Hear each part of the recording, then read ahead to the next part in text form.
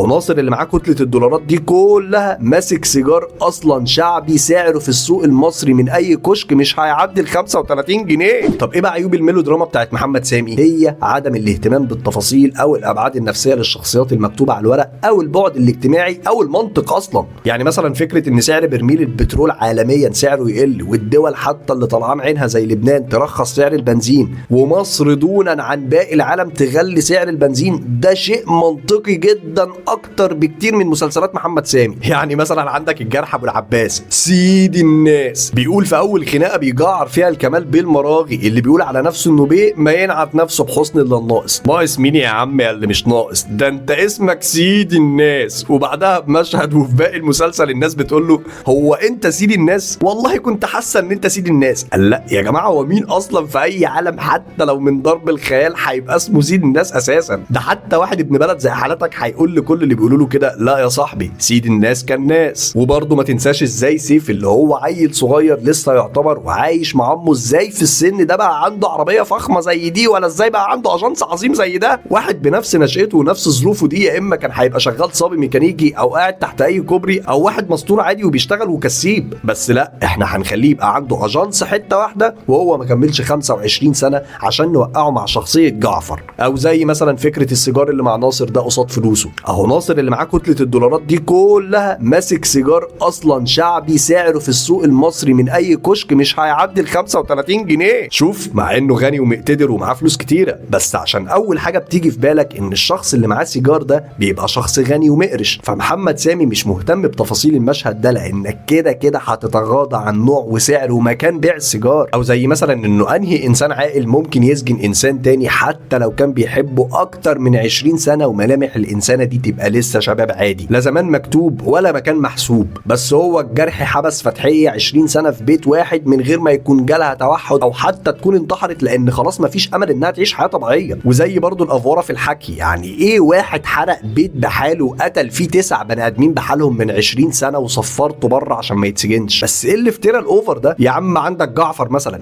ايه الامبراطوريه دي؟ وايه مئات الملايين اللي بنسمع عنها وبتتقال عادي دي؟ وايه البيزنس الغريب اللي مخليه قبضاي وهو قاعد في السيده زينب ده؟ عموما يعني في اعمال محمد سامي حاول لا تسال عن تاريخ شخصيه ولا حتى تفكر في حاجه. يعني هو اغلب المخرجين اللي خلقهم ربنا بيمشوا بمبدا شو دونت تيل، يعني وريني من غير ما تقول لي، وانا بقى هلينك وافهم تاريخ الشخصيه وازاي هي بقت في الحته دي. محمد سامي بقى لا، تيل دونت شو، يعني هفضل اسمعك في ارقام واوريك امبراطوريات واديك احداث اوفر جدا عشان تصدق الشخصيه بعملها اللي هي فيه من غير ما اوريك اي حاجه قديمه ليه توضح لك شخصيته دي اتكونت ازاي.